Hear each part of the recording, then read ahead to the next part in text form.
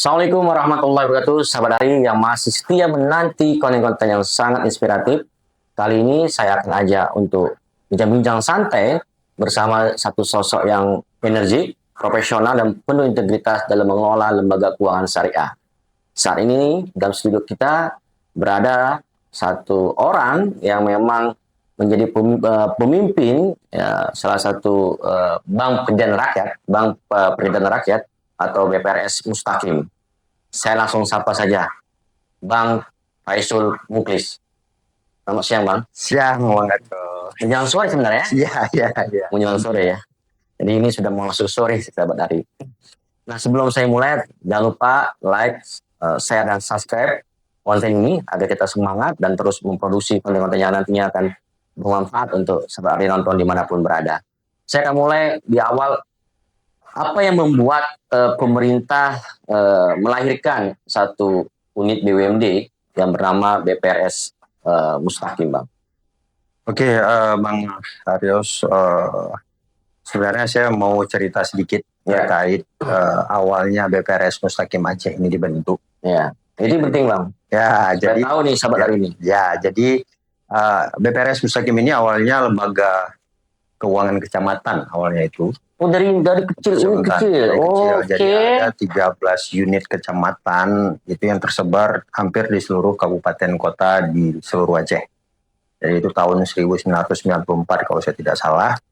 Jadi berjalan sampai dengan tahun 2008 waktu itu. Tahun 2008. Cuman di perjalanan ya LKK ini karena mungkin pengelolaannya kurang bagus. Itu waktu itu konsepnya masih koperasi? Ya, koperasi. Belum menjadi perusahaan daerah, belum menjadi BPRS, belum ada. Jadi terus pada saat 2004 itu kan bencana tsunami, betul. Terus Aceh dulu juga sempat menjadi daerah konflik sehingga pengelolaan LKK tersebut kurang baik. Kan jadi rugilah rata-rata 13 unit LKK tersebut. Sehingga pada zaman itu kalau saya tidak salah gubernurnya Bapak Irwandi itu mengambil kebijakan bahwasanya ini akan di-merger oleh pemerintah Aceh sebagai badan usaha milik daerah. Waktu itu masih dalam bentuk PD, perusahaan daerah. Dulu namanya PD BPR Mustaqim Sukamakmur waktu itu namanya. Karena kenapa di-merger supaya apa harapannya ini bisa tata kelolanya bisa lebih baik kalau seandainya bisa di-merger. Selanjutnya di perjalanan ada keluar kanun kalau saya tidak salah waktu itu lembaga keuangan syariah di 2016. Ini berjalan sebelum masuk ke kanun itu dalam proses 2004 sampai 2000 sebelum disahkan 2018 ya, itu gimana kondisi BPR Mustaqim Sukamakmur itu hidup segan mati tak mau. Nah waktu itu jadi memang laporan keuangan dan sistem pengelolaannya masih sangat konvensional, masih sangat tradisional ya, sehingga memang pemerintah Aceh waktu itu berharap ketika keluar kanun LKS tersebut ini bisa di-merger dikonversi menjadi syariah itu bersamaan dengan Bank Aceh waktu itu di 2015-2016 prosesnya. Cuman memang di perjalanan dengan kondisi SDM, dengan kondisi internal yang kurang begitu baik, ini juga berdampak terhadap performance BPRS Mustaqim Aceh ini. Ya, awalnya memang ya relatif stagnan lah pencapaian bisnisnya, sehingga ada wacana itu dikonversi menjadi BPRS syariah. Itu harapannya ini supaya bisa tumbuh ya, bisa mengikuti tren pasar ya, karena harapan kita ketika syariah ini proses bisnis ini bisa lebih cepat ke depan. Cuman memang perubahan syariah ini kan berpenuh lika-liku sehingga keduanan Bank Aceh nih dibandingkan kami 2021 baru syariah. Jadi balik sedikit ke belakang, BPRS Mustaqim Aceh ini dibentuk oleh pemerintah Aceh ini untuk memastikan perekonomian masyarakat kecil ini bisa tumbuh. Siapa yang disasar dalam konsumen atau nasabah di BPRS Mustaqim Aceh ini? Memang masyarakat kecil, Bang Arios. Masyarakat kecil. Sebelum masuk ke penjelasan tadi, berarti dari BPRS Mustaqim Sukamakmur itu berubah nama menjadi BPRS Mustaqim Aceh itu setelah dilegalkan kanun lembaga keuangan syariah. Iya. Jadi di perjalanan itu kan kita tidak bisa dari perusahaan daerah langsung berubah konversi menjadi BPRS syariah. Ya, dia harus ada perubahan waktu itu, makanya kenapa prosesnya panjang, itu PD perusahaan daerah itu harus berubah badan hukum menjadi PT dulu. Jadi tidak bisa dari PD langsung ke BPRS syariah. Nah, jadi dari PD ke PT dulu, setelah PT baru berubah menjadi PT BPRS Mustaqim Aceh hari ini. Nah, jadi prosesnya panjang dari 2016 sampai 2021 September waktu itu, saya ingat. Waktu itu saya baru bergabung sebenarnya Bang Arios, saya bergabung di 2020 waktu itu. Oke. Baik, kembali lagi masalah kita bahas tadi segmentasi dari nasabah dari BPRS Mustaqim Aceh ini, saya cek sahabat Ari, ini cenderung ke petani dan UMKM. Ya. Apa yang melandasi dan menjadi penting? Kenapa harus ambil dua segmen ini? Ya, itu memang sesuai dengan visi dan misi BPRS Mustaqim Aceh. Karena memang kita sasar adalah sektor pertanian, ya. Karena memang kita ketahui sebenarnya dari data yang kita dapat, sektor pertanian ini adalah sektor yang paling bagus, ya, paling memiliki potensi ke depan. Cuman memang di perjalanan tidak semua lembaga keuangan berani masuk ke sektor itu, Bang. Ya, karena kan resiliensinya kan terlalu tinggi. Ya. Bagaimana bisa memastikan bahwa petani yang menggunakan uang dari BPRS Mustaqim Aceh itu dikembalikan? Dan ini kan kita lihat, semua juga tahu sahabat dari nonton, bahwasanya banyak masyarakat yang cenderung konsumtif dalam bagaimana menggunakan uang dalam bentuk pinjaman bank. Jadi memang ya benar, tapi itulah kami BPRS Mustaqim Aceh, Bang Arios, kami masuk ke segmen yang memang tidak jarang dijamah oleh lembaga jasa keuangan yang lain. Jadi kami melakukan penetrasi ke pertanian dan sektor-sektor industri kecil ini dengan ikatan emosional sebenarnya, Bang Arios. Jadi boleh saya sampaikan di sini bahwasanya ketika kami masuk ke sektor pertanian ini, benar-benar kami melakukan ikatan emosional dengan seluruh masyarakat. Ya, kita melakukan sosialisasi.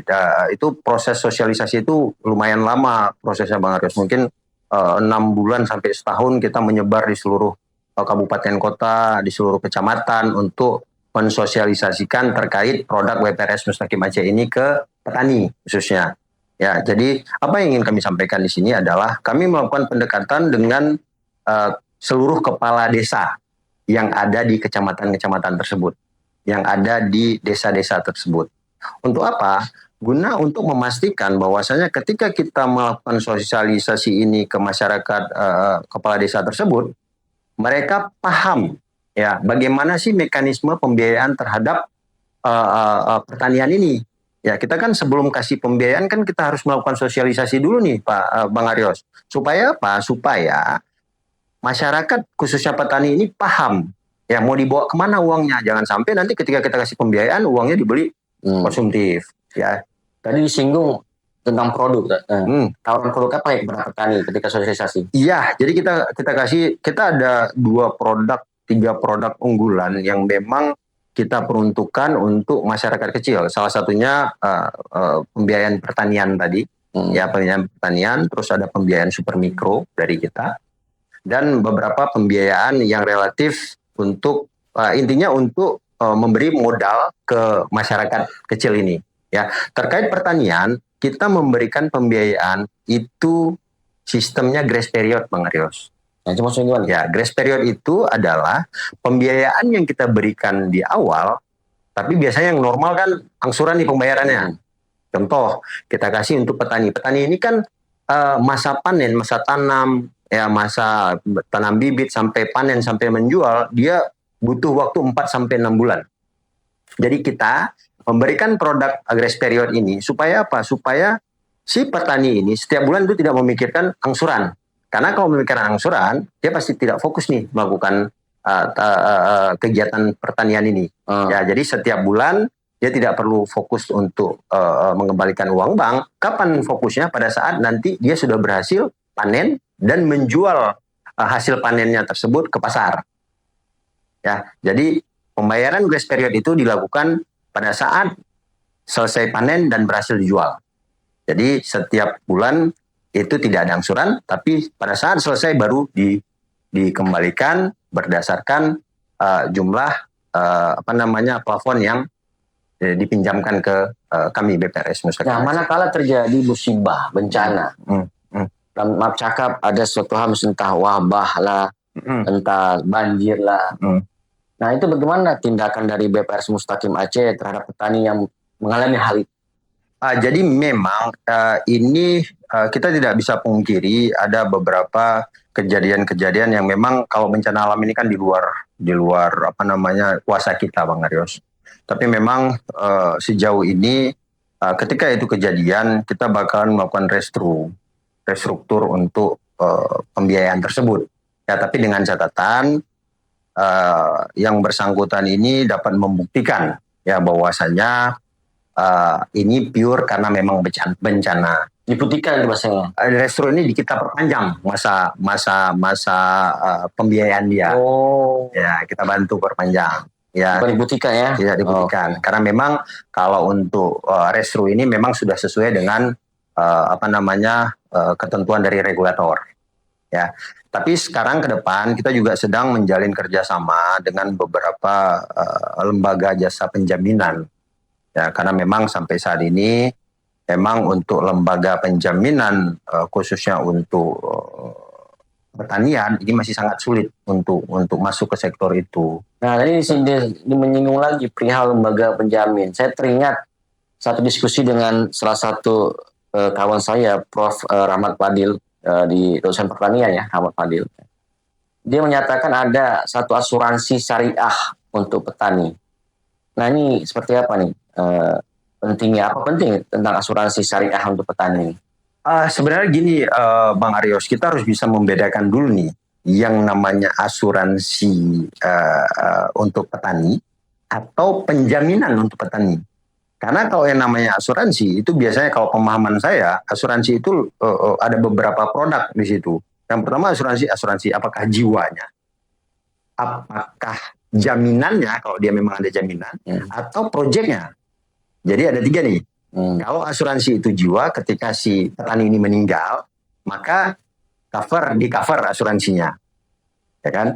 Tapi yang kedua, kalau asuransinya itu untuk katakanlah si petani ini ada jaminannya, ya jaminan contoh katakanlah BPKB sepeda motor, sedangkan sepeda motor itu kecelakaan atau seperti apa, nanti ini yang dijaminkan, ini yang diberikan asuransi. Satu lagi terkait penjaminan. Penjaminan itu apabila proyeknya gagal. Nah, jadi kita harus bisa memastikan dulu nih, asuransinya ini asuransi yang seperti apa. Kalau yang tadi saya sampaikan adalah terkait penjaminan, asuransi penjaminan. Penjaminan itu dalam hal ini proyek tadi. Proyek tadi misalnya padi. Padi tadi mungkin ada banjir bandang atau banjir atau hujan atau seperti apa. Itu biasanya kalau ini kita jaminkan, itu di cover oleh si lembaga penjamin. Nah, Pak Rais, ini tadi saya ada melakukan penelusuran sejenak tentang informasi BPRS Mustaqim Aceh. Bahwasanya ada info BPRS ini pernah mengalami minus, ya, terus mampu bangkit, ya, trennya terus naik, dan sampai sekarang ini sudah hampir bisa pastikan sudah memenuhi harapan. Tentu masih ada ekspektasi lain yang memang belum sampai terjadi. Nah, bisa diceritakan? Betul Bang Arios, terkait masalah kondisi internal Mustaqim di 5 tahun terakhir waktu itu sempat ada konflik internal di dalam, ada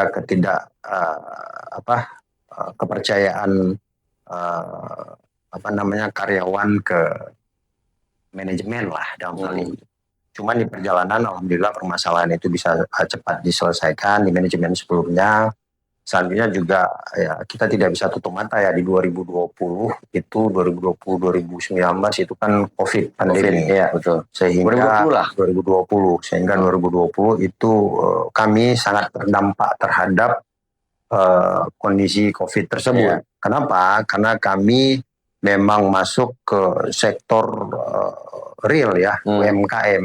Jadi memang apalagi kemarin sempat ada instruksi lockdown dan sebagainya. Ya. Sehingga di 2020 kami sempat minus tuh Bang Rios.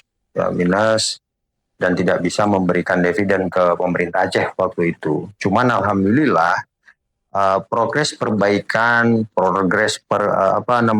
pendekatan dengan seluruh debitur-debitur dan nasabah itu sangat membantu kami untuk memperbaiki kondisi di BPRS Mustaqim. Dan ini terbukti dengan kedekatan emosional dengan seluruh masyarakat, dengan seluruh debitur, sehingga tidak ada debitur yang tidak mau bekerja sama untuk menyelesaikan masalah ini. Jadi kami hadir ke debitur ini, ke seluruh debitur dengan sistem kekeluargaan, Bang Arios. Makanya di awal tadi saya sempat sampaikan kenapa Mustaqim ini masuknya ke sektor kecil, karena memang senjatanya itu adalah ikatan emosional. Sehingga dengan kerjasama yang baik, dengan komunikasi yang baik antara pihak kami dan debitur, permasalahan apapun yang menjadi kendala di nasabah itu bisa kita selesaikan. Contohnya dengan restrukturisasi tadi. Jadi kita bantu beberapa debitur-debitur yang usahanya sangat berdampak, kita kasih perpanjangan masa pembiayaan waktu itu dengan adendum akad ulang, sehingga yang tadinya angsurannya anggaplah 10.000, karena kita adendum jadi 5.000. Tapi dengan catatan jangka waktunya itu ditambah. Sehingga si debiturnya aman, si banknya juga bisa sehat. Nah, bisa ceritakan tadi kita singgung bicara masalah sehat. Ya, kesehatan bank itu kan dilihat dari performa ya dan hasil capaian. Ya. Bisa diceritakan kepada sahabat Ari seperti apa capaian-capaian sudah diraih oleh Bank BPRS Mustaqim Aceh ya, dengan aset dan jumlah pendapatan yang saya lihat naik terus. Alhamdulillah Bang Ari, 3 tahun terakhir ini BPRS Mustaqim Aceh ini sudah mulai dilihat oleh eksternal. Itu tidak luput dari kerjasama seluruh tim di internal dalam bekerja keras dalam membangun brand image perusahaan, tentunya dengan kerja secara profesional. Jadi di 2022 itu titik balik perubahan Mustaqim Aceh ini dari segi produktivitas. Ya, jadi 2022 kami sempat masuk ke dalam salah satu nominasi top BUMD di 2022. Top BUMD itu suatu anugerah, suatu kegiatan yang menjadi salah satu penilaian bagi seluruh BUMD, bukan hanya di Aceh Bang Arios, ini seluruh nasional. Dan itu kegiatan itu dilakukan oleh Kementerian Dalam Negeri yang membawahi BUMD yang ada di Indonesia. Jadi kita masuk di salah satu nominasi dan hampir 1.200 atau 1.100 BUMD yang ada di Indonesia itu diadu dan dinilai oleh 7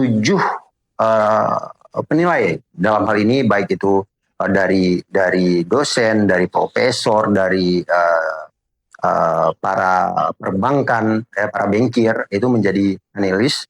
Dan alhamdulillah di 2022 kita dapat tuh Bang Arios kita dapat 3 kategori waktu itu. Yang pertama sebagai top BUMD nasional BPRS Mustaqim, top pembina BUMD. Itu waktu itu gubernurnya masih Pak Ahmad Marzuki kalau saya tidak salah PJ-nya. Dan top CEO waktu itu diterima oleh direktur utama. Dalam hal ini itu waktu itu bintang 3. Bintang 3 itu dia ada bintang 3, bintang 4, bintang 5. Bintang 3 itu dengan aset yang lebih rendah lah, aset yang kecil. Di perjalanan juga sudah mulai di 2022 itu saya ingat kita dapat juga dari beberapa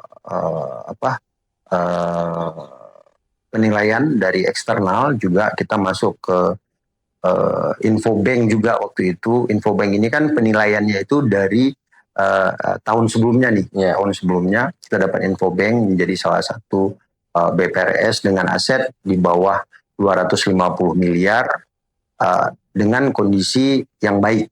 Jadi kita dapat juga, dan ini terus menerus kita dapat nih apresiasi, termasuk dari Serambi juga waktu itu di 2023. Bahkan saya mendapatkan informasi Sabari bahwa baru-baru ini juga mendapatkan piagam penghargaan ya dari jaringan survei inisiatif ya atas capaian kinerja khususnya dalam layanan perbankan, kontribusi sosial terhadap masyarakat ya, dan itu menjadi satu penilaian dari objektif dari lembaga riset kajian ini dari jaringan survei inisiatif yang diberikan oleh Ratnalia Indriasari. Ini juga tentunya menjadi capaian apa yang dirasakan ketika baru-baru ini mendapatkan piagam penghargaan dari jaringan survei inisiatif.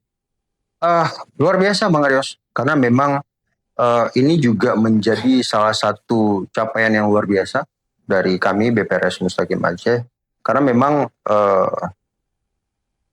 ini yang pertama kalau saya tidak salah kita dapat dari lembaga survei yang notabene adalah memang pure melihat BPRS Mustaqim ini by data.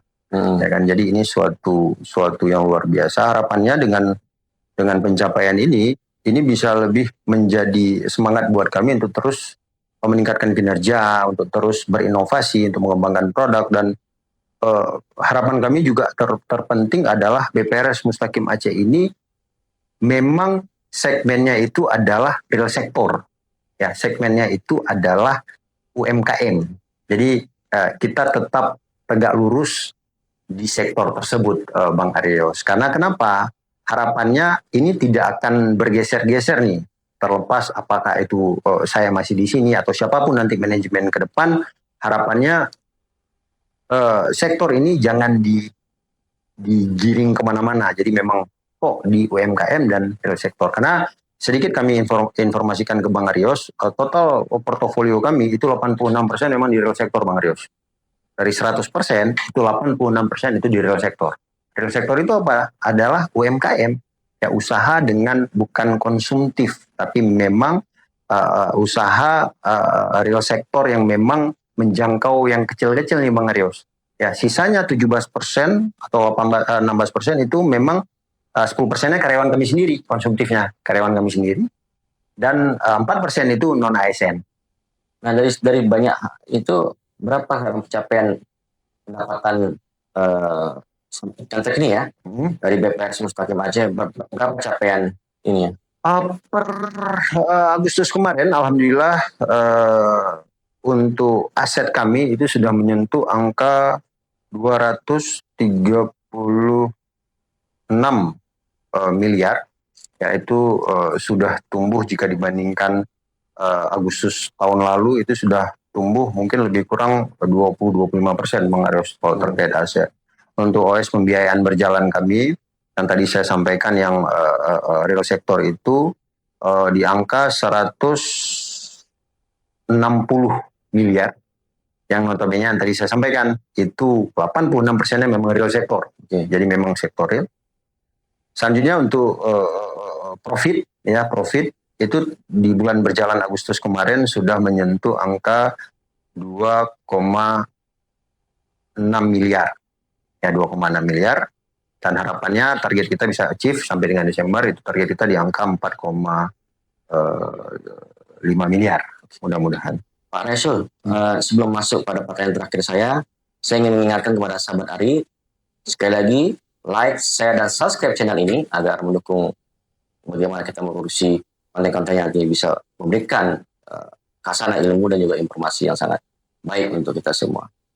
Pertanyaan terakhir saya, Bang Resul, ini kan nggak mudah kalau Abang ingin agar skor isunya pada real sektor dan UMKM, ya, kita dihadapi pada tantangan keberadaan bank-bank online. Kita dihadapi pada tantangan pinjol, ya, pinjaman online juga. Nah, yang itu juga tentunya menjadi satu hal yang beririsan dengan keberadaan Bank BPRS Mustaqim Aceh. Ini gimana? Iya, benar Bang Arios. Terkait itu memang kita tidak bisa tutup mata ya terkait kondisi-kondisi real di hari ini. Jadi memang itu juga menjadi satu tantangan bagi kami, khususnya bank milik pemerintah daerah, khususnya di sektor UMKM. Uh, Kami tentunya harus terus berinovasi, Bang Arios, karena bukan hanya masalah kedekatan emosional ya dengan nasabah-nasabah, tapi kita juga harus terus berinovasi untuk menciptakan produk-produk yang baru yang memang sesuai dengan kebutuhan dari masyarakat. Itu yang pertama. Yang kedua juga kita harus terus mengembangkan terkait digitalisasi nih. Ya, itu Bang saya Aryo. sepakat. Ya, dengan digitalisasi. Supaya apa? Supaya kemudahan bisa kita ikuti ya dengan tren hari ini, kemudahan masyarakat, kemudahan nasabah itu menjadi hal yang utama. Ya. Terakhir juga kita harapan kita juga kita terus melakukan peningkatan dari segi SDI di internal kami, Bang Arios. Sumber daya insani SDM. SDM. Ya, tim di internal kami untuk terus meningkatkan knowledge-nya, ya untuk terus belajar supaya apa? Supaya kondisi real hari ini teman-teman tidak kaget dengan keadaan hari ini. Karena memang kalau dari segi pemahaman hari ini BPRS ini walaupun di masyarakat itu kelasnya agak di bawah bank umum, tapi hari ini harusnya BPRS sudah mampu bersaing dengan bank umum. Ini terbukti dengan. Ya, saya mengakui banyak penilaian dari publik bahwa BPRS Mustaqim ini sudah banyak, bahkan setara dengan beberapa BPRS yang ada di Aceh dan juga di nasional. Ini bukan suatu hal yang dianggap sebelah mata, bahwa eksistensi dari BPRS Mustaqim ya sebagai sebuah lembaga BUMD mampu memberikan kontribusi nyata untuk berperan dalam kementerian ekonomi rakyat. Closing statement Bang Raisul apa untuk sahabat Ari yang nonton maupun nasabah ya BPRS Mustaqim yang ada seluruh Aceh dan juga nasional? Ya harapannya BPRS Mustaqim Aceh ini bisa menjadi suatu lembaga keuangan yang dimiliki oleh Aceh, di mana kami bisa terus fokus terhadap sektor UMKM dan pertanian tadi. Dan juga harapan besar kami mudah-mudahan pemerintah Aceh juga tidak bosan-bosannya mensupport kami, membimbing kami supaya apa? Supaya bisa lebih besar lagi ya memberikan manfaat khususnya bagi masyarakat kecil yang ada di Aceh. Saya rasa itu Bang Arios. Terima kasih Bang Arios. Ya, dan tidak terasa bincang-bincang singkat kita bersama Dirut Utama BPRS Mustaqim Aceh ya Bapak Raisul Muklis. Banyak hal yang disampaikan, sangat informatif. Ya tentunya ini tidak bisa lepas dari kapasitas beliau dan juga bagaimana dia mampu membawa BPRS Mustaqim Aceh menjadi satu bank yang diakui sampai saat ini yang besar dan juga punya kontribusi untuk memperbaiki ekonomi Aceh. Sampai ketemu lagi bersama saya, tetap setia di channel Jalan Ari. Salam Jalan Ari.